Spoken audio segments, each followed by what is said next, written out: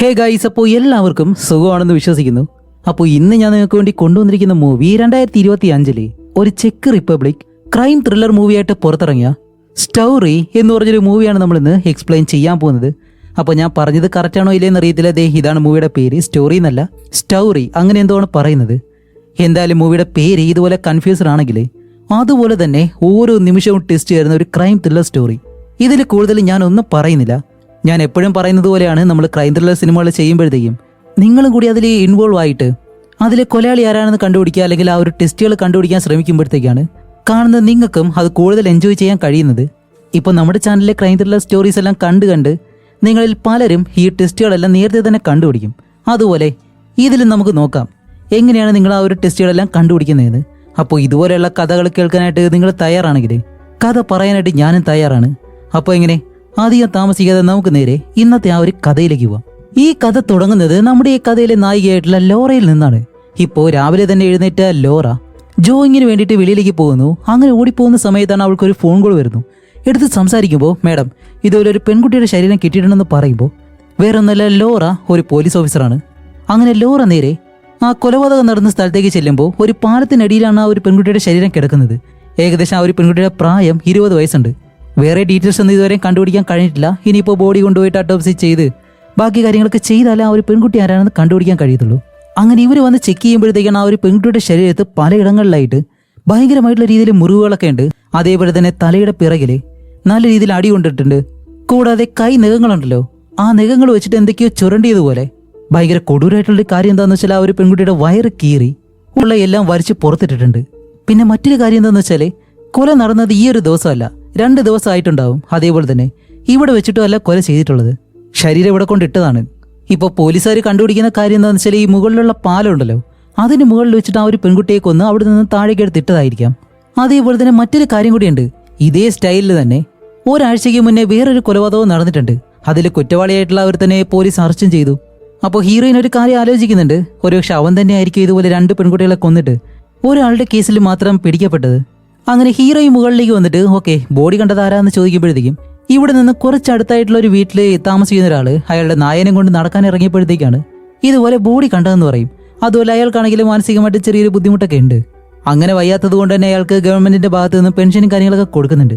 അങ്ങനെ അത് കഴിഞ്ഞിട്ട് ഈ ഒരു പെൺകുട്ടി ആരാണെന്ന് കണ്ടുപിടിക്കണം. അതിനു വേണ്ടിയിട്ട് ഈ അടുത്ത ഏരിയയിൽ കാണാതായിട്ടുള്ള പെൺകുട്ടിയുടെ ഡീറ്റെയിൽസ് ഒക്കെ ഉണ്ടല്ലോ, അതൊക്കെ കളക്ട് ചെയ്യാണ്. ഇങ്ങനെ കളക്ട് ചെയ്തിട്ടും ഇതുവരെ മരിച്ച പെൺകുട്ടി ആരാണെന്ന് ഇവർക്ക് കണ്ടുപിടിക്കാൻ കഴിഞ്ഞിട്ടില്ല. അങ്ങനെ ആ ഒരു കാര്യങ്ങളൊക്കെ അന്വേഷിക്കുമ്പോഴത്തേക്കാണ് ഇപ്പോൾ കറക്റ്റ് ആയിട്ട് അവിടെ നമ്മുടെ ഹീറോ വരുന്നത്. എന്താണെന്ന് വെച്ചാൽ ഇത്രയും നാൾ ഹീറോ വേറൊരു സ്റ്റേഷനിലാണ് വർക്ക് ചെയ്തുകൊണ്ടിരുന്നത്, ഇപ്പോൾ ഇവിടേക്കും വന്നു. ഇത് കാണുമ്പോൾ നമ്മുടെ ഹീറോയിനെ കാണുമ്പോൾ തന്നെ പഴയ കാര്യങ്ങളൊക്കെ ആലോചിക്കുന്നുണ്ട്. എന്താണെന്ന് വെച്ചാൽ കുറേ വർഷങ്ങൾക്ക് മുന്നേ രണ്ടുപേരും സ്നേഹിച്ചിരുന്നവരാണ്. അല്ലെങ്കിൽ ഇതുപോലെയുള്ള ഈ ഒരു ക്രൈം ത്രില്ലർ മൂവീസുകളെല്ലാം കൂടുതൽ നിങ്ങൾ ശ്രദ്ധിച്ചിട്ടുണ്ടോ എന്ന് എനിക്കറിയത്തില്ല. ഇതുപോലെ ഹീറോയിനും ഒരേ സ്റ്റേഷനിൽ വർക്ക് ചെയ്യുവാണെങ്കിൽ ഇവർ ഒന്നുകിൽ ഭാര്യ ഭർത്താക്കന്മാരായിരിക്കാം, അല്ലാന്നുണ്ടെങ്കിൽ പ്രണയിച്ചവരായിരിക്കാം. എന്തായാലും ഭാര്യ ഭർത്താക്കന്മാരാണെങ്കിലും പ്രണയിക്കുന്നവരാണെങ്കിലും ബ്രേക്കപ്പ് ആയവരായിരിക്കും. എന്നിട്ട് വീണ്ടും ഒന്നിച്ച് ചേരുന്നത് പോലെ ഇതുപോലെ ഒരുപാട് സ്റ്റോറികൾ നിങ്ങൾ കണ്ടിട്ടുണ്ടോ ഇല്ലയോ എന്ന് അറിയത്തില്ല. എന്തായാലും എനിക്ക് അങ്ങനെ തോന്നുന്നുണ്ട്, നമ്മൾ ഒരുപാട് സ്റ്റോറികളിൽ അതുപോലെ പറഞ്ഞതുപോലെ. അപ്പോൾ നമ്മുടെ ഹീറോയുടെ പേര് ആദവ് എന്നാണ്. ഇപ്പോൾ ആ ഒരു മെയിൻ ഓഫീസർ ഉണ്ടല്ലോ, പുള്ളിക്കാരൻ ഇവരെ രണ്ടുപേരെ കണ്ടിട്ട്, അല്ല നിങ്ങൾ രണ്ടുപേരും എന്താ ഇങ്ങനെ നോക്കുന്നേ, ഇതിനു മുന്നേ പരിചയമുണ്ടോ എന്ന് ചോദിക്കുമ്പോഴത്തേക്കും ഹീറോ അതെ ഞങ്ങൾക്ക് പരിചയമുണ്ടെന്നെല്ലാം പറയുന്നതും. കൂടുതലായിട്ടും സംസാരിക്കുന്നതിന് മുന്നേ തന്നെ ഹീറോയിൻ അവനെ വെളിയിലേക്ക് കൊണ്ടുവന്നിട്ട്, അല്ല നിനക്ക് വേറെ ഒരു സ്റ്റേഷനും കിട്ടിയില്ലേ, വീണ്ടും എന്റെ സമാധാനം കളയാൻ വേണ്ടിയിട്ടാണോ നീ ഇവിടേക്ക് വന്നത് എന്നല്ല ഹീറോയിൻ അവളുടെ ആ ഒരു ദേഷ്യം പറയുമ്പോഴത്തേക്കും ഇപ്പോൾ ഹീറോ പറയും, അതെ സത്യത്തിൽ ഒരേ സ്റ്റേഷനിൽ തന്നെ വർക്ക് ചെയ്തിട്ട് ബോർ അടിച്ചതുകൊണ്ടാണ് മറ്റൊരു സ്റ്റേഷൻ തിരഞ്ഞെടുക്കാമെന്ന് വിചാരിച്ച് ഇവിടേക്ക് വന്നത്. ഇവിടെ വന്നപ്പോഴല്ലേ അറിയുന്നത് നീ ഇവിടെയാണെന്ന്, അല്ലാതെ നമ്മുടെ പ്രണയം വീണ്ടും പുതുക്കാനൊന്നും വന്നതെന്നല്ല. പിന്നെ നമ്മളെ രണ്ടുപേരെയും പാർട്ണറായിട്ട് ഈ ഒരു കേസിലിട്ടത് ഞാൻ അറിഞ്ഞിട്ടുമല്ല എന്നും പറഞ്ഞിട്ട് ഇനിയിപ്പോൾ വേറെ വഴിയില്ലല്ലോ, കേസ് കഴിയുമ്പോഴത്തേക്ക് രണ്ടുപേർക്കും എന്തായാലും പിരിഞ്ഞേ പറ്റൂ. അതുകൊണ്ട് ഇവര് രണ്ടുപേരും ഒരുമിച്ച് കേസ് അന്വേഷിക്കാൻ തുടങ്ങാണ്. ഇപ്പോൾ ഇതിന് മുന്നേ കുറ്റവാളി എന്നും പറഞ്ഞിട്ട് ഒരുത്തന്നെ പിടിച്ചു വെച്ചിട്ടുണ്ടല്ലോ. ഇപ്പോൾ അവനോട് കാര്യങ്ങൾ ചോദിക്കുമ്പോഴത്തേക്കാണ് അവൻ പറയുന്നത്, ഓക്കെ നിങ്ങൾ പറഞ്ഞതുപോലെ തന്നെ ആദ്യത്തെ കൊല ഞാൻ തന്നെയാണ് ചെയ്തത്, അത് നിങ്ങളുടെ മുന്നിൽ ഞാൻ സമ്മതിക്കുകയും ചെയ്തു. അതുകൊണ്ട് നിങ്ങൾക്ക് വേറെ ബുദ്ധിമുട്ടോ ഒന്നും ഉണ്ടായിട്ടില്ല, എന്നെ എളുപ്പം പിടിക്കാൻ കഴിഞ്ഞു. അങ്ങനെയുള്ള ഞാൻ രണ്ടാമത്തെ ഈ ഒരു കൊലപാതകം ചെയ്തു എന്ന് നിങ്ങൾക്ക് സമ്മതിച്ചാൽ ഇത്ര പാടെന്താണ്? ഒരിക്കലും ഞാനല്ല ഇപ്പോഴത്തെ ആ ഒരു കൊല ചെയ്തത്. അങ്ങനെ ഹീറോ ഇനി ഈ ഒരു കൊലയാളിയോട് സാധാരണ രീതിയിൽ സമാധാനത്തോടെയാണ് ചോദിക്കുന്നത്. അവനും സമാധാനത്തോടെ മറുപടി പറയുന്നുണ്ട്. ഇത് കണ്ട ഹീറോ അടങ്ങിയിരിക്കോ, ഓടി വന്നിട്ട് ആ കുറ്റവാളിയെ ഒരു 2 ഇടി മൂക്കിലേക്ക്, എന്നിട്ട് പറയും, മര്യാദയ്ക്ക് സത്യം പറഞ്ഞു നീ അല്ലേ ഇത് ചെയ്തെന്ന് ചോദിക്കുമ്പോൾ ഹീറോയെ പെട്ടെന്ന് ഹീറോയെ വെളിയിലേക്ക് കൊണ്ടുവന്നിട്ട്, അല്ല നീ എന്തിനാവശ്യമില്ലാതെ അവനെ ഇടിക്കുന്നേ? രണ്ട് കൊലപാതകങ്ങളും ഏകദേശം ഒരേ രീതിയിലേ എക്സാക്ട് സെയിം ആണെന്ന് ഒരിക്കലും പറഞ്ഞിട്ടില്ലല്ലോ. ഒരേപോലെ ചെയ്തിട്ടുണ്ടെന്ന് മാത്രമല്ലേ ഉള്ളൂ. അതിനു മുന്നേ തന്നെ എടുത്തു ചാടി അവനെ ഇടിക്കുന്ന എന്തിനാണ്? ഇനി ഇതുപോലെ എങ്ങനെയൊന്നും ചെയ്യരുത് എന്നെല്ലാം ഹീറോയിൻ അവസാനമായിട്ടൊരു വാണിംഗും കൊടുത്ത്. അങ്ങനെ അത് കഴിഞ്ഞിട്ട് ഇവർ രണ്ടുപേരും നേരെ അട്ടോപ്സി നടക്കുന്ന ഒരു സ്ഥലത്തേക്ക് ചെല്ലുമ്പോഴത്തേക്കാണ് ഡോക്ടർ ഒരു കാര്യം പറയുന്നത്. ഈ പെൺകുട്ടി മരിച്ചിട്ട് 2 ദിവസമായി, അതും വെള്ളിയാഴ്ച എന്ന് പറയുമ്പോൾ കറക്റ്റ് വെള്ളിയാഴ്ച ആ ഒരു കുറ്റവാളി ഇവരിപ്പോ ജയിലിൽ പിടിച്ചു വെച്ചേക്കുന്നല്ലോ, അവൻ ജയിലിൽ തന്നെയാണുള്ളത്. അപ്പോൾ ജയിലിലുണ്ടായിരുന്ന ആ ഒരു കുറ്റവാളി ഒരിക്കലും വെളിയിലേക്ക് വന്നിട്ട് ഈ ഒരു പെൺകുട്ടിയെ കൊല്ലാൻ ഒരു ചാൻസും ഇല്ല. അത് കഴിഞ്ഞിട്ട് ഇപ്പോൾ ഡോക്ടർ ഈ ഒരു പെൺകുട്ടിയുടെ മരണ കാരണം എന്താണെന്ന് പറയാണ്. ശരീരത്ത് പല ഭാഗങ്ങളിലും പല മുറിവുകളും കാര്യങ്ങളൊക്കെ ഉണ്ട്. അതുമല്ല മരിക്കാനുള്ള പ്രധാന കാരണം തലയുടെ പിറകില് നല്ല അടി കൊണ്ടിട്ടുണ്ട്, അതാണ് മരണകാരണം. ഇപ്പൊ കൊലയാളി ഒരു പെൺകുട്ടിയെ കൊല്ലാനായിട്ട് പലതവണ ശ്രമിച്ചിട്ടുണ്ട്. തല പിടിച്ചിട്ട് പുറകിലേക്ക് 2-3 തവണ ഇടിച്ചതുകൊണ്ടാണ് പെൺകുട്ടിയുടെ തലയിൽ അത്രയും വലിയൊരു മുറിവ് വന്നത്. ഈ പെൺകുട്ടിയാണെങ്കിൽ രക്ഷപ്പെടാനും ശ്രമിച്ചിട്ടുണ്ട്, അതിന്റെ പാടുകളും കാണാൻ കഴിയും. ഇത് കാരണം കൊലയാളി ദേഷ്യപ്പെട്ട് പെൺകുട്ടിയുടെ കഴുത്ത് ഞെരിച്ചു. അപ്പോഴും അവൾ മരിക്കാത്തത് കൊണ്ടാണ് അവളുടെ തല പിടിച്ചിട്ട് താഴേക്കിടിച്ച് അവളെ കൊന്നത്. അതുപോലെ ഈ ഒരു പെൺകുട്ടിയുടെ കൈ വിരലുകളുണ്ടല്ലോ, അതിന്റെ നഖങ്ങൾക്കിടയിലെ മരത്തിന്റെ പീസുകളൊക്കെ ഉണ്ട്. അങ്ങനെയാണെങ്കിൽ മരം കൊണ്ടുണ്ടാക്കിയ എന്തോ ഒരു പ്രതലത്തിന്റെ മുകളിൽ വെച്ചിട്ടാണ് പെൺകുട്ടിയെ കൊന്നിട്ടുള്ളത്. കാരണം കൊല്ലാൻ ശ്രമിക്കുമ്പോഴത്തേക്കും അവള് രക്ഷപ്പെടാൻ വേണ്ടി കൈ വെച്ചിട്ട് ആ ഒരു പ്രതലത്തിൽ അള്ളുന്നുണ്ടായിരുന്നു. അതുകൊണ്ടാണ് കയ്യിൽ ഇതുപോലെ മരത്തിന്റെ പീസുകളൊക്കെ വന്നത്. അതുമല്ല ആ ഒരു പെൺകുട്ടിയുടെ വയറ് കീറിയിട്ട് ഓർഗൻസ് എല്ലാം പുറത്തെടുത്തിട്ടല്ലോ. അങ്ങനെ പുറത്തെടുത്തത് മാത്രമല്ല, ആ ഒരു ഓർഗൻസ് എല്ലാം വെളിയിലേക്ക് എടുത്തിട്ട് അത് നല്ലതുപോലെ വൃത്തിയാക്കി കഴുകിയിട്ടുണ്ട്. അതും കൂടാതെ മറ്റൊരു കൊടൂരായിട്ടുള്ള കാര്യം എന്താണെന്നറിയോ? ഈ പെൺകുട്ടിയുടെ വായ്ക്കുള്ളിലെ ഈ ബാത്റൂം ക്ലീൻ ചെയ്യുന്ന ക്ലീനർ ഉണ്ടല്ലോ, അത് വെച്ചിട്ട് അവളുടെ പല്ലെല്ലാം തേച്ച് വൃത്തിയാക്കിയിട്ടുണ്ട്. അവൻ അങ്ങനെ ചെയ്യാൻ കാരണം എന്താണെന്ന് നിങ്ങൾക്ക് മനസ്സിലായോ? ഹീറോയിൻ പറയില്ല. കാരണം കൊലയാളിയുടെ എന്തോ ഒരു തെളിവ് അവളുടെ വായ്ക്കുള്ളിലേക്ക് പോയിട്ടുണ്ട്. അത് കണ്ടുപിടിച്ചിട്ട് അവനെ പിടിക്കാതിരിക്കാൻ വേണ്ടിയിട്ടാണ് ഈ പെൺകുട്ടിയുടെ വയറ് കീറി ഓർഗൻസ് എല്ലാം പുറത്തേക്ക് എടുത്ത് അത് വൃത്തിയാക്കി നോക്കിയതും, അതേപോലെ തന്നെ അവളുടെ വായിലും ഇതേപോലെ വൃത്തിയാക്കി നോക്കിയതും. അതുമല്ല പെൺകുട്ടിയുടെ ശരീരത്തിൽ നിന്ന് സ്പേമും കിട്ടിയിട്ടുണ്ട്. എന്താണെന്ന് വെച്ചാൽ ഇവളെ റേപ്പ് ചെയ്തിട്ടുണ്ട് കൊല്ലുന്നതിന് മുന്നേ. അയ്യോ, ഇത്രയും കൊടൂരമായിട്ടുള്ള രീതിയിൽ ഒരു പെൺകുട്ടിയെ കൊല്ലുക എന്ന് വെച്ചാൽ നിങ്ങൾ ആലോചിച്ച് നോക്ക്. അതുപോലെ ഈ ഒരു സ്പേമിന്റെ DNA ടെസ്റ്റ് ഉണ്ടല്ലോ, അത് ജയിലിലുള്ള കുറ്റവാളികളും അതേപോലെ തന്നെ ഇപ്പൊ പിടിച്ച കുറ്റവാളികൾ അവരെല്ലാം വെച്ചിട്ട് മാച്ച് ചെയ്ത് നോക്കിയിട്ടുണ്ടെങ്കിലും അവരാരുമായിട്ടും മാച്ച് ആയിട്ടില്ല. അങ്ങനെ ഇത്രയും കാര്യങ്ങൾ മനസ്സിലാക്കിയിട്ട് ഇപ്പൊ ആ ഒരു പെൺകുട്ടി ആരാണെന്നുള്ള കാര്യം കണ്ടുപിടിച്ചു. അവളുടെ വീട്ടഡ്രസ്സിലേക്ക് ചെന്നിട്ട് കാര്യം അറിയിക്കുമ്പോഴത്തേക്കാണ് മകള് കാണാതായിട്ട് 2 ദിവസമായി. പക്ഷെ അവളുടെ അച്ഛനാണെങ്കിലോ ഇന്ന് രാവിലെയാണ് പോലീസിന് പോയിട്ട് പരാതി കൊടുത്തത്. ഇപ്പൊ ആ ഒരു പെൺകുട്ടിയുടെ വീട്ടിലേക്ക് ചെന്ന് നോക്കുമ്പോഴത്തേക്കാണ് അവളുടെ അച്ഛനും അമ്മയുണ്ട്. പക്ഷെ അത് രണ്ടാനമ്മയാണെന്ന് മാത്രം. കാരണം ആ ഒരു പെൺകുട്ടിയുടെ യഥാർത്ഥ അമ്മയും അച്ഛനും രണ്ടുപേരും പിരിഞ്ഞ് ജീവിക്കാണ്. അതുകൊണ്ടാണ് അവളുടെ അച്ഛൻ 2ാമത് വിവാഹം കഴിച്ചിട്ട് അതിലൊരു കുഞ്ഞുണ്ട്. ഇപ്പൊ ആ ഒരു വീട്ടിലേക്ക് ചെന്നിട്ട് അവളുടെ അച്ഛനോട് ചോദിക്കും, അല്ല നിങ്ങളുടെ മകള് കാണാതായിട്ട് 2 ദിവസമായി, ഇപ്പോഴാണ് നിങ്ങൾ കംപ്ലൈന്റ് കൊടുക്കുന്നത്, എന്താ ഇത്ര ലേറ്റായി എന്ന് ചോദിക്കുമ്പോൾ, അല്ല അത് വേറെ ഒന്നുമല്ല, അവള് വെള്ളിയാഴ്ച രാവിലെയാണ് കോളേജിലേക്ക് പോയത്, രാത്രി വീട്ടിൽ വന്നില്ല, ഞാൻ വിചാരിച്ചു ഇനിയിപ്പോൾ അമ്മയുടെ വീട്ടിലേക്ക് പോയെന്ന്. പിന്നെ ഇന്ന് രാവിലെ എൻ്റെ ആദ്യ ഭാര്യയുടെ മകൻ വീക്കെൻഡ് സെലിബ്രേറ്റ് ചെയ്യാൻ വേണ്ടിയിട്ട് അവളെ വിളിക്കാനായിട്ട് വരുമ്പോഴത്തേക്കാണ് അവന്റെ സഹോദരി എവിടെയെന്നുള്ള കാര്യം ചോദിക്കുന്നതും അപ്പോഴാണ് അവൾ കാണാതായി എന്നുള്ള കാര്യം ഞങ്ങൾ മനസ്സിലാക്കുന്നതും. അതുകൊണ്ടാണ് ഞാൻ ഉടനെ തന്നെ കംപ്ലൈന്റ് ചെയ്തത്. അതുമല്ല വെള്ളിയാഴ്ച രാവിലെ മുതൽ വൈകുന്നേരം വരെ അവൾ എന്നോട് സംസാരിച്ചിരുന്നു, പക്ഷെ എവിടെ പോകുന്നു എന്താണ് ചെയ്യുന്നതെന്നൊന്നും പറഞ്ഞില്ല, തന്റെ ഫ്രണ്ടിനോടൊപ്പമാണെന്ന് മാത്രമേ പറഞ്ഞുള്ളൂ. അതുപോലെ എൻ്റെ ഭാര്യ ഒരു ആർട്ട് സ്കൂളിലാണ് വർക്ക് ചെയ്യുന്നത്. അതേ സ്കൂളിൽ നിന്നും പാട്ട് പാടാൻ വേണ്ടിയിട്ട് എൻ്റെ മകളെ ഞാൻ അയക്കാറുണ്ട്. പക്ഷെ അന്നത്തെ ദിവസം ഞാൻ രാത്രി വിളിക്കുമ്പോഴത്തേക്കും അവളുടെ ഫോണ് സ്വിച്ച് ഓഫ് ആയിരുന്നു. അതുകൊണ്ട് ആ ഒരു മ്യൂസിക് ക്ലാസ്സിൽ വിളിച്ച് ചോദിക്കുമ്പോഴത്തേക്കും അവിടെയുള്ള ടീച്ചറും അവൾ ഇവിടേക്ക് വന്നില്ല എന്നാണ് എന്നോട് പറഞ്ഞത്. അപ്പോൾ ഞാൻ വിചാരിച്ചു ഇനിയിപ്പോൾ അവളുടെ അമ്മയുടെ വീട്ടിലേക്ക് പോയെന്ന്. പിന്നീടാണ് അവളെ കാണാതെ എന്നുള്ള കാര്യം അറിഞ്ഞപ്പോൾ ഞാൻ കംപ്ലൈൻറ്റ് ചെയ്തതെന്നും പറയും. അങ്ങനെ ഒരു പെൺകുട്ടിയുടെ അച്ഛൻ പറയുന്ന ഈ ഒരു കാര്യങ്ങളെല്ലാം നമ്മുടെ ഹീറോ കേട്ടുകൊണ്ടിരിക്കുകയാണ്. ഇതേസമയം ഹീറോയിൻ ആണെങ്കിൽ ആ ഒരു വീട് മുഴുവൻ ആ പെൺകുട്ടിയെ പറ്റിയുള്ള കാര്യങ്ങളൊക്കെ അന്വേഷിക്കാൻ വേണ്ടി വീടെല്ലാം ഇങ്ങനെ ചുറ്റി നടക്കുന്നു. അങ്ങനെ അത് കഴിഞ്ഞിട്ട് ഇവർ രണ്ടുപേരെയും യഥാർത്ഥ അച്ഛനെയും അമ്മയും സ്റ്റേഷനിലേക്ക് കൊണ്ടുവന്ന് ഇവർ കാര്യങ്ങളൊക്കെ വിശദമായിട്ട് പറയുമ്പോഴത്തേക്കും കേൾക്കുന്ന രണ്ടുപേരും നല്ലതുപോലെ വിഷമിക്കുന്നുണ്ട്. അതുപോലെ ആ ഒരു അമ്മയാണെങ്കിലോ സഹിക്കാൻ പോലും കഴിയുന്നില്ല അവർക്ക്. അങ്ങനെ ഈ ഒരു അമ്മയെ മാറ്റി നിർത്തി അവരോട് കാര്യങ്ങൾ ചോദിക്കുമ്പോഴത്തേക്കാണ് അവർ മറ്റൊരു കാര്യം പറയുന്നത്. ഇതുപോലെ ഞങ്ങളുടെ മകള് അവളുടെ ഫ്രണ്ടിനോടൊപ്പം മാത്രമല്ല അവൾക്കൊരു ബോയ് ഫ്രണ്ടും ഉണ്ട്. അതുകൊണ്ട് ആ ഒരു ബോയ് ഫ്രണ്ടിനോടൊപ്പം അവൾ പോകാറുണ്ട്. കുറച്ചു മാസമായി അവർ രണ്ടുപേരും പ്രണയിക്കുന്നു. പക്ഷെ ഇപ്പോൾ അധികമായിട്ടും അവർ തമ്മിൽ നല്ല അടുപ്പത്തിലല്ല എന്ന് പറയുമ്പോഴത്തേക്കാണ് നമ്മുടെ ഹീറോയിൻ, ഓക്കെ നിങ്ങളുടെ മകൾ എപ്പോഴും നിങ്ങളുടെ ഭർത്താവിനോടൊപ്പം അല്ലേ ഉണ്ടാവുന്നത്, കാരണം നിങ്ങളുടെ ഭർത്താവിൻ്റെ വീട്ടിലാണ് അവൾ എപ്പോഴും കഴിയുന്നത്, അതെന്തുകൊണ്ടാണെന്ന് ചോദിക്കുമ്പോഴത്തേക്കാണ് ആ ഒരു അമ്മ പറയുന്നത്, വേറൊന്നുമല്ല എൻ്റെ വീട് ഒരു ചെറിയ വീടാണ്, അവിടെ താമസിക്കണമെന്നുണ്ടെങ്കിൽ അവളുടെ സഹോദരനുമായിട്ട് അവൾ റൂം ഷെയർ ചെയ്യേണ്ടി വരും. ഇവിടെ അങ്ങനെ ഒരു പ്രശ്നമില്ല, വലിയ വീടായതുകൊണ്ട് അവൾക്ക് ഇവിടെ ഓക്കെയാണ്. അതുപോലെ ഞാനും എൻ്റെ ഭർത്താവും ഞങ്ങൾക്ക് ജീവിക്കാൻ വേണ്ടിയിട്ടാണ് ആ ഒരു വീട് തന്നെ നിർമ്മിച്ചത്. പക്ഷെ ഇപ്പം എൻ്റെ അവസ്ഥ നോക്ക്, ഞാൻ എവിടെയോ ഒരു ചെറിയ വീട്ടിൽ താമസിക്കുന്നു. അതുമല്ല അയാളുടെ രണ്ടാമത്തെ ഭാര്യ എൻ്റെ മകളും തമ്മിൽ അത്ര നല്ല അടുപ്പത്തിലല്ല, അവളുടെ അച്ഛന് വേണ്ടിയിട്ടാണ് അവൾ സഹിച്ചു പിടിച്ച് ആ ഒരു വീട്ടിൽ ജീവിക്കുന്നത്. അങ്ങനെ ഈ കാര്യങ്ങളെല്ലാം പറഞ്ഞിട്ട് ആ ഒരു അമ്മ കരയുന്നതും ഇപ്പൊ അത് കഴിഞ്ഞിട്ട് മരിച്ച ആ ഒരു പെൺകുട്ടിയുടെ ബന്ധുക്കളുണ്ടല്ലോ, അവരെല്ലാവരും അവൾ മരിച്ച ആ ഒരു ദിവസം എവിടെയായിരുന്നു എന്നുള്ള ആ ഒരു തെളിവുകളും കാര്യങ്ങളൊക്കെ ശേഖരിക്കുകയാണ്. ഇപ്പൊ അച്ഛനോട് ചോദിക്കുമ്പോഴത്തേക്ക് അച്ഛൻ പറയും, ഞാൻ അന്നത്തെ ദിവസം ജോലിയുടെ കാര്യമായിട്ട് വെളിയിലൊരു നാട്ടിൽ പോയിരുന്നു, അവിടെ ഒരു ഹോട്ടലിൽ എൻ്റെ ഫ്രണ്ടിനോടൊപ്പം താമസിക്കുമായിരുന്നു പറയും. അടുത്ത ദിവസമാണ് അയാൾ വീട്ടിലേക്ക് വന്നത്. ഇപ്പൊ അയാളുടെ രണ്ടാമത്തെ ഭാര്യ അവരാണെങ്കിലോ ഒരു ആർട്ട് സ്കൂൾ നടത്താണ്. അവരാണെങ്കിലോ 6 മണിക്ക് തൻ്റെ സ്കൂൾ ക്ലോസ് ചെയ്തിട്ട് ഏകദേശം ഒരു 6:30 ആയപ്പോഴത്തേക്കും ഷോപ്പിംഗ് സെന്ററിലേക്ക് പോയി. അത് കഴിഞ്ഞ് ഒരു 7 മണിയൊക്കെ ആയപ്പോഴത്തേക്കും പെട്രോൾ അടിക്കാനായിട്ട് വന്നിട്ട് അത് കഴിഞ്ഞ് നേരെ വീട്ടിലേക്കും വന്നു. ഇപ്പോൾ വീട്ടിൽ ഇവരുടെ കുട്ടിയെ നോക്കാൻ വേണ്ടിയിട്ട് ഒരു ലേഡി ഉണ്ട്. അപ്പോൾ അവരോട് ചോദിക്കുമ്പോഴത്തേക്കും അവർ കറക്റ്റ് 7:30 മണിക്ക് ഇതുപോലെ രണ്ടാമത്തെ ഭാര്യ വീട്ടിലേക്ക് വന്നു എന്നുള്ള കാര്യം കൺഫേം ചെയ്യുന്നു. മൂന്നാമത് മരിച്ച പെൺകുട്ടിയുടെ അമ്മയും അവളുടെ സഹോദരനും വെള്ളിയാഴ്ച മുഴുവനും ആ ഒരു വീട്ടിൽ തന്നെ ഉണ്ടായിരുന്നു. അപ്പോൾ ഇനി സംശയിക്കേണ്ടത് ആ പെൺകുട്ടിയുടെ ബോയ് ഫ്രണ്ട് ഉണ്ടല്ലോ, അവനെയാണ്. അപ്പോൾ അവിടെ പോകുന്നതിന് മുന്നേ തന്നെ ആ പെൺകുട്ടിയുടെ അച്ഛൻ്റെ വീടുണ്ടല്ലോ, ഇപ്പോൾ അയാൾ താമസിക്കുന്ന ആ ഒരു വീട് പോലീസുകാർ നല്ലതുപോലെ ചെക്ക് ചെയ്യുന്നുണ്ട്. അങ്ങനെ ഇവർ തെളിവുകളെല്ലാം പരിശോധിക്കുമ്പോഴത്തേക്കും രണ്ടാമത്തെ ഭാര്യ ഒരു ആർട്ട് സ്കൂൾ നടത്തുവാണെന്ന് പറഞ്ഞല്ലോ, അതേ സ്കൂളിൽ പാട്ട് പഠിക്കാനായിട്ട് അയാളുടെ മകൾ പോകുന്നുണ്ടെന്നുള്ള കാര്യം അയാൾ പറഞ്ഞിരുന്നു. അങ്ങനെ അവിടുത്തെ അറ്റൻഡൻസ് കിട്ടുമ്പോഴത്തേക്കാണ് അത് പരിശോധിക്കുമ്പോൾ ഈ പെൺകുട്ടി അധികമായിട്ടും ഇതുപോലെ ക്ലാസ് അറ്റൻഡ് ചെയ്യാനായിട്ട് പോവാറേയില്ല. ഒരുപാട് തവണ ആബ്സെന്റ് ആയിട്ടുണ്ട്. അതേപോലെ തന്നെ മരിച്ച ആ ഒരു പെൺകുട്ടിയുടെ ബാഗിൽ നിന്നും ഹാർട്ട് സിമ്പിളുള്ള ഒരു മാലയും കിട്ടുന്നുണ്ട്. അങ്ങനെയാണെങ്കിൽ ഇതാരെങ്കിലും അവൾക്ക് ഗിഫ്റ്റ് ആയിട്ട് കൊടുത്തിരിക്കണം. എന്തായാലും സംശയിക്കേണ്ടത് അവളുടെ ബോയ് ഫ്രണ്ടിനെ തന്നെയാണ് എന്നാണ് എൻ്റെ ഒരു സംശയം. ഇപ്പോൾ അങ്ങനെ പോലീസുകാർ പരിശോധിച്ചിട്ട് തിരിച്ചു വരുമ്പോഴത്തേക്കാണ് വീട്ടിൽ ആ പെൺകുട്ടിയുടെ രണ്ടാനമ്മ തണുപ്പ് കാരണം തീയെല്ലാം കൂട്ടിയിട്ടിട്ട് അതിൻ്റെ അടുത്തിരുന്ന് ഇങ്ങനെ കായാണ്.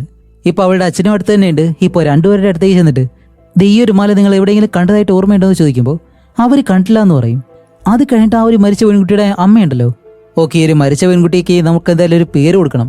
സാറ കൊടുക്കുന്നില്ല, വേറൊരു പേര് കൊടുക്കാം, ഓൾഗ എന്ന് പേര് കൊടുക്കാം.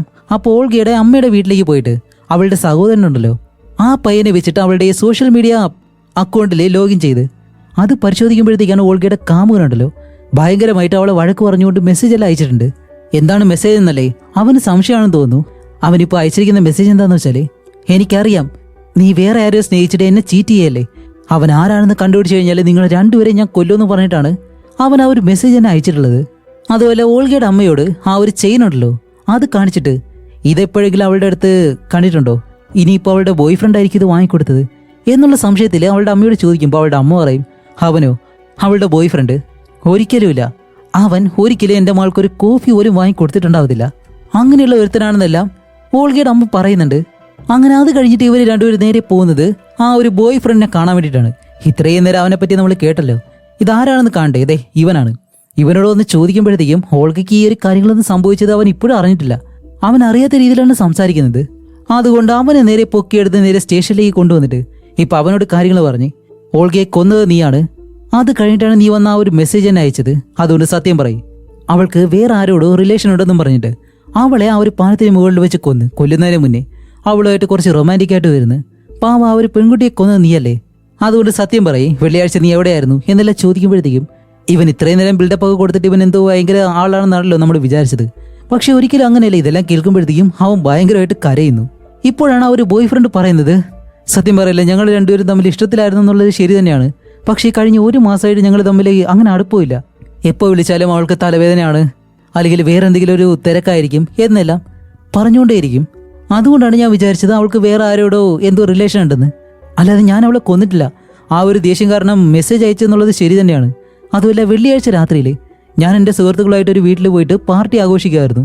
അതുകൊണ്ട് നിങ്ങൾ അന്വേഷിച്ച് കഴിഞ്ഞാൽ അത് മനസ്സിലാവുമെന്ന് പറയുന്നതും ഇവർ ചെക്ക് ചെയ്യുമ്പോഴത്തേക്ക് അവൻ പറഞ്ഞത് ശരിയാണ്. അവൻ വെള്ളിയാഴ്ച രാത്രി അവൻ്റെ സുഹൃത്തുക്കളോടൊപ്പമായിരുന്നു.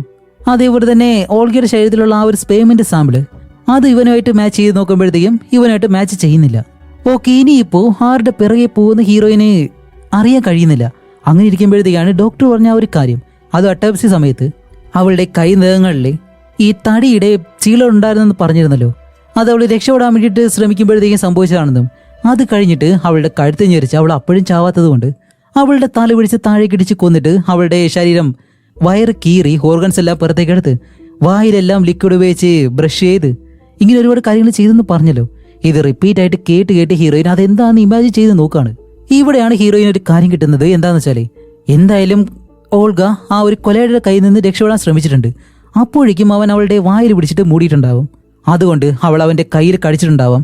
ഇങ്ങനെ ആ ഒരു കൊലയാളിയുടെ രക്തസാമ്പിള് അവളുടെ വായിൽ വരാതിരിക്കാൻ വേണ്ടിയിട്ടും അതേപോലെ തന്നെ വയറിനുള്ളിൽ എത്താതിരിക്കാൻ വേണ്ടിയിട്ടായിരിക്കണം അവളുടെ വായും ക്ലീൻ ചെയ്ത് അതേപോലെ തന്നെ വയറും കീറി അതെല്ലാം ക്ലീൻ ചെയ്തത്.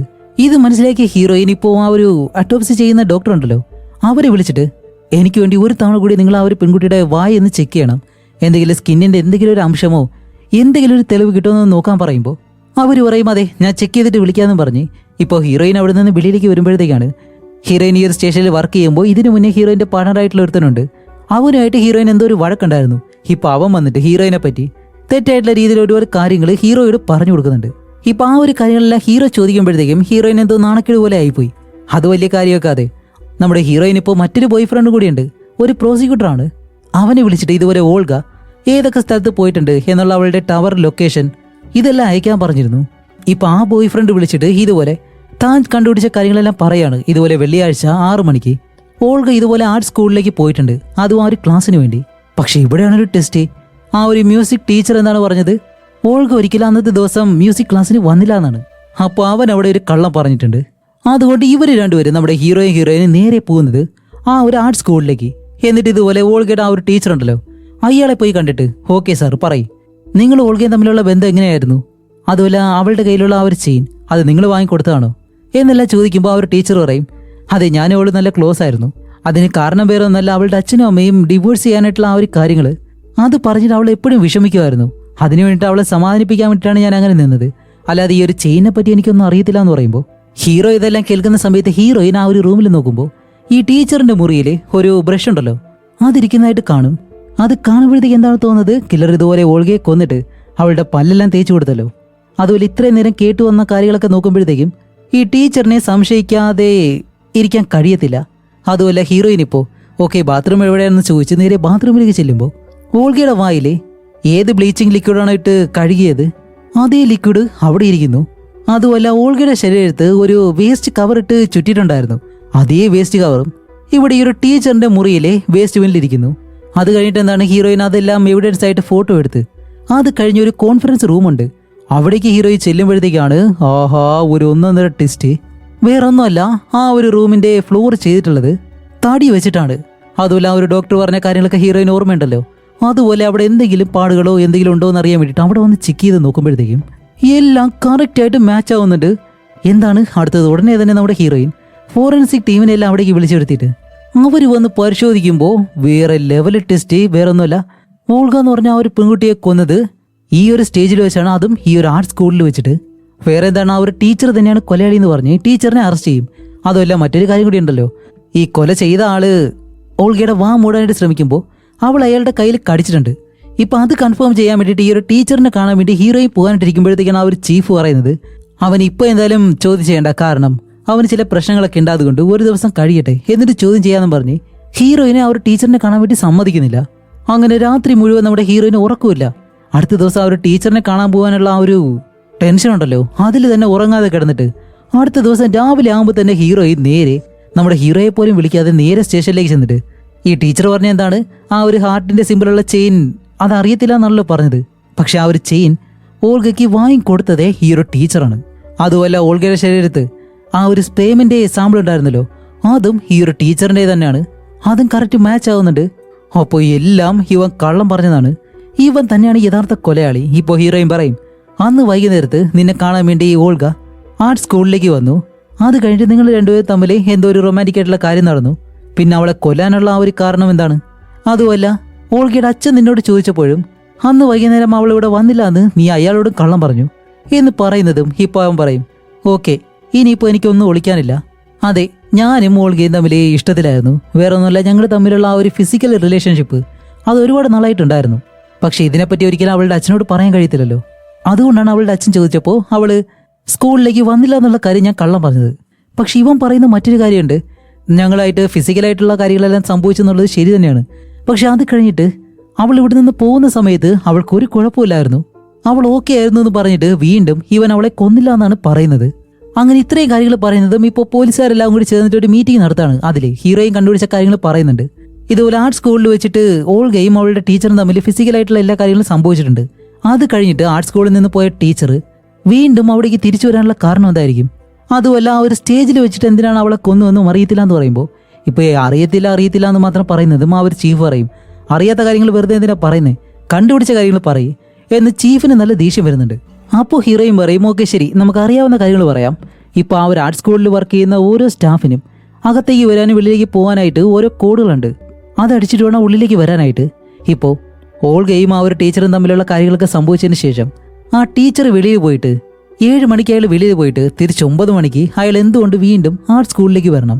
വന്ന ആ ഒരു ടീച്ചറാണെങ്കിലോ ഏകദേശം ഒരു 1.5 മണിക്കാണ് അവിടെ നിന്നും തിരിച്ചു പോയത്. പക്ഷേ ഇതിലെ സംശയിക്കേണ്ട ഒരു കാര്യം എന്താണെന്ന് വെച്ചാൽ ടീച്ചറാണോ 9 മണിക്ക് ഇതുപോലെ ആ ഒരു പാസ്വേഡ് അടിച്ച് ആർട്ട് സ്കൂളിലേക്ക് വന്നതും അതേപോലെ തന്നെ തിരിച്ചു പോയതെന്നുമാണ്. കാരണം ഓരോ സ്റ്റാഫ്സിൻ്റെയും ആ ഒരു കോഡുണ്ടല്ലോ അത് നോട്ടീസ് ബോർഡിൽ എഴുതി വെച്ചിട്ടുണ്ട്. അത് കണ്ടിട്ട് ആർക്ക് വേണമെങ്കിലും അതിനകത്തേക്ക് കയറാൻ കഴിയും. അതുപോലെ ആ ഒരു ടീച്ചർ നമ്മളോട് പറയുന്നത് എന്താണെന്നറിയോ? കൊല നടന്ന ആ ഒരു ദിവസം രാത്രിയിൽ ഏതോ ഒരു കടയിലേക്ക് പോയിട്ട് സാധനങ്ങളൊക്കെ വാങ്ങി അയാൾ വീട്ടിലേക്ക് പോയെന്നാണ്. അത് കൺഫേം ചെയ്യാനായിട്ട് നമ്മളെ കൊണ്ട് കഴിയത്തില്ല. കാരണം അവൻ പോയെന്ന് പറഞ്ഞാൽ ആ ഒരു ഷോപ്പിൽ ക്യാമറയോ മറ്റു കാര്യങ്ങളൊന്നുമില്ല. അതുകൊണ്ടും ആ ഒരു ടീച്ചർ പറയുന്നത് സത്യമാണോ ഇല്ലെന്ന് നമുക്ക് കണ്ടുപിടിക്കാൻ കഴിയത്തില്ല. പക്ഷേ മറ്റൊരു സാധ്യതയുണ്ട്. ഇതുപോലെ ആ ഒരു ടീച്ചറിന്റെ ഫോൺ ട്രാക്ക് ചെയ്ത് കഴിഞ്ഞാൽ അവൻ എവിടെയൊക്കെ പോയിട്ടുണ്ട്, ആ ഒരു ഷോപ്പിൽ പോയിട്ടുണ്ടോ എന്നുള്ള കാര്യങ്ങളെല്ലാം കറക്റ്റായിട്ട് മനസ്സിലാവുമല്ലോ. അതുകൊണ്ട് ഞാൻ ആ ഒരു കാര്യങ്ങളൊക്കെ കണ്ടുപിടിക്കാമെന്ന് പറഞ്ഞ് ഹീറോയിൻ്റെ ഇപ്പോഴത്തെ കാമുകനുണ്ടല്ലോ ആ ഒരു പബ്ലിക് പ്രോസിക്യൂട്ടർ, അയാൾ അതെല്ലാം കണ്ടുപിടിക്കാമെന്ന് പറഞ്ഞിട്ട് വെളിയിലേക്ക് പോകുന്നു.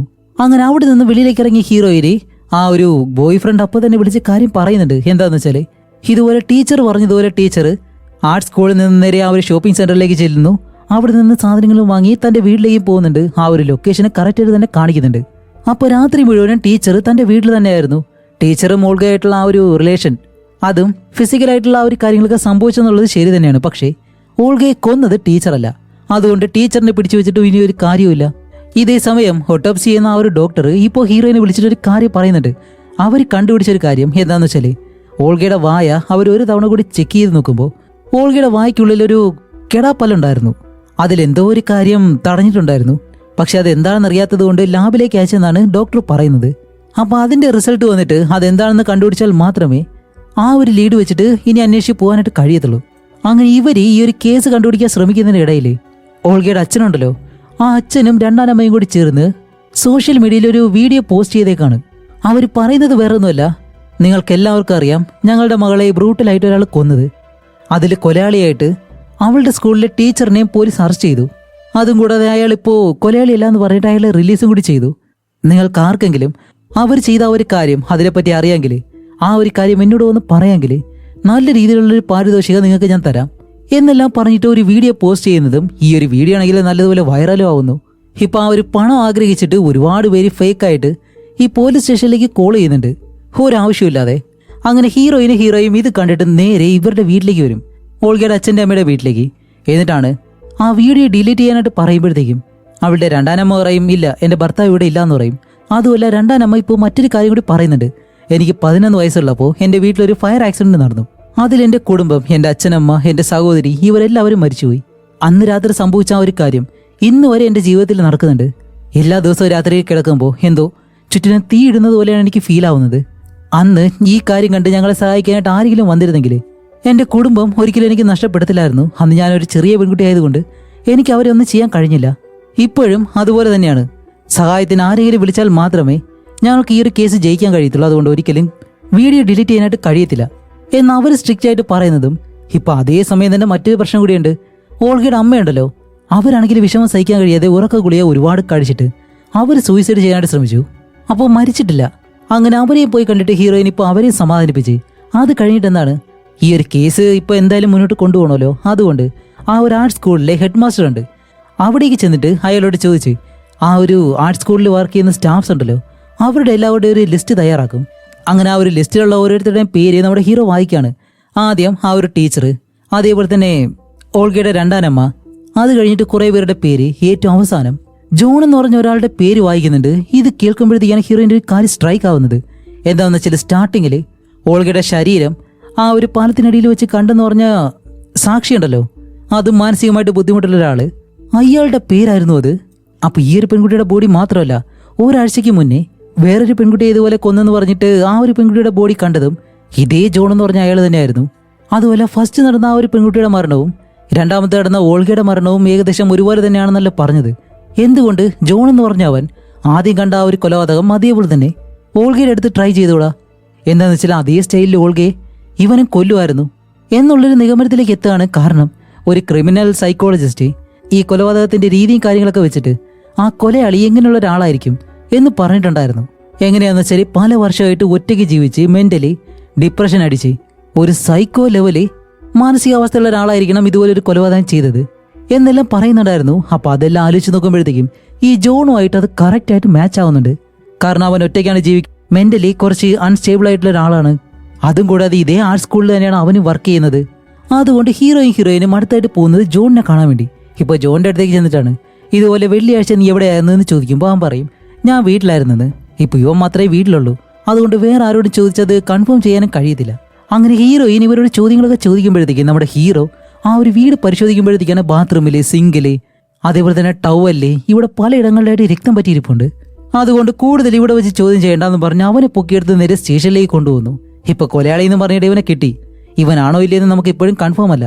ഇതേ സമയം നമ്മുടെ ഓൾഗയെ അറിയാവുന്ന എല്ലാവരും കൂടി ചേർന്ന് അവൾക്ക് ഒരു മരണാന്തര ചടങ്ങെന്നുള്ള രീതിയിൽ അവർ ഈ കാര്യങ്ങളൊക്കെ നടത്തുന്നു.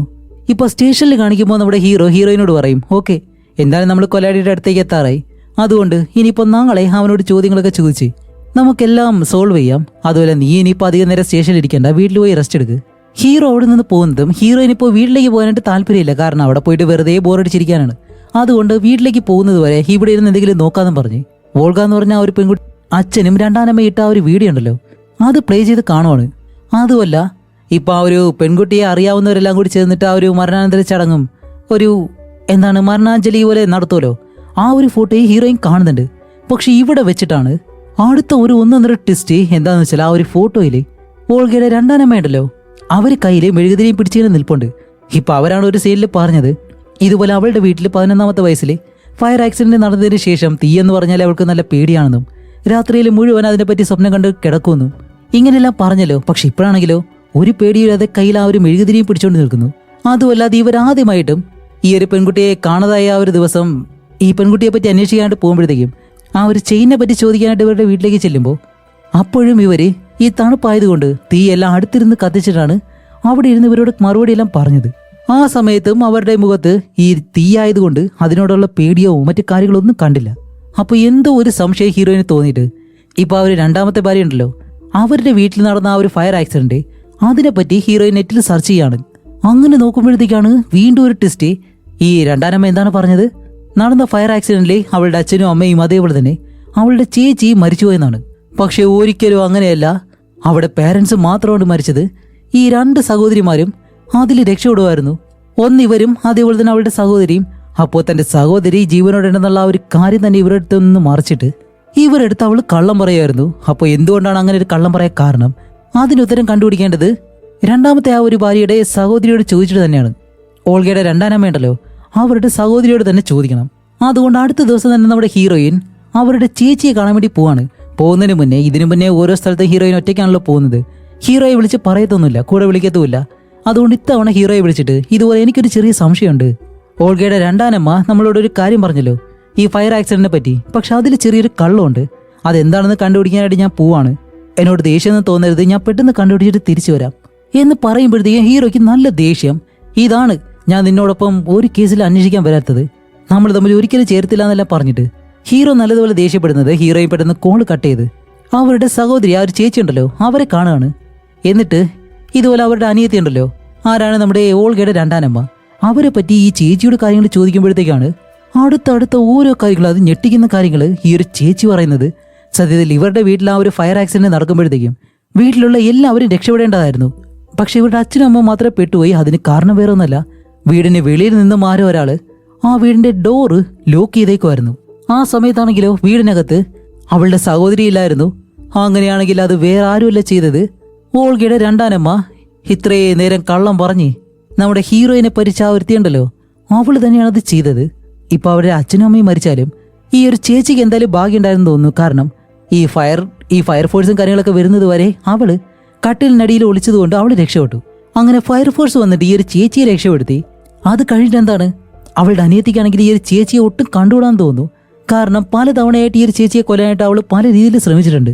ഇപ്പൊ ഈ ഒരു ചേച്ചിയാണെങ്കിലോ പിന്നീട് പഠിച്ച് ഗ്രാജുവേഷൻ എല്ലാം നേടി ആ ഒരു സർട്ടിഫിക്കറ്റ് ഉണ്ടല്ലോ അത് വാങ്ങാൻ പോകാൻ പോലും അവളുടെ അനിയത്തി സമ്മതിച്ചിരുന്നില്ല. കാരണം അന്നത്തെ ദിവസം അവൾ കുടിക്കുന്ന ആ ഒരു വെള്ളത്തില് ഉറക്ക ഗുളിയെ കലക്കിയിട്ട് ഈ ഒരു ചേച്ചിയെ ഉറക്കി കിടത്തി.